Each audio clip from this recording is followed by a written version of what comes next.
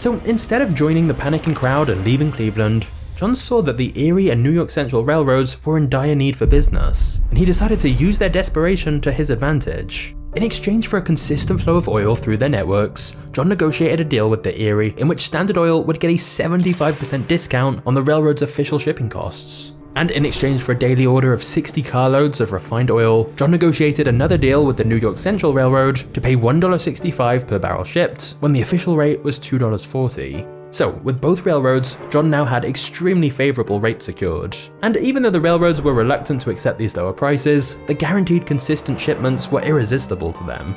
In fact, since these railroads went from shipping all sorts of things to focusing just on oil, they could simplify their operations and boost their profits. So it was win-win for everyone. Well, except for the Pennsylvania Railroad and Standard Oil's competitors. Because of the deal, Cleveland became the largest refining center in the country, and since the Pennsylvania Railroad had abandoned the city, it was at a steep disadvantage when trying to revive their business there. And of course, the discounts John had negotiated with the railways, known as railroad rebates, were kept a secret to Standard Oil's competitors, and so all the other oil businesses would have to pay the full price to transport their oil on the very same trains.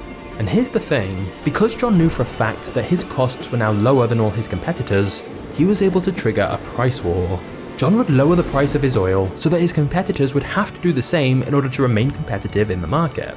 But since John knew his competitors were paying more than him to transport the oil and thus had higher costs, even if they charged the same price for their oil, John was still making more profit.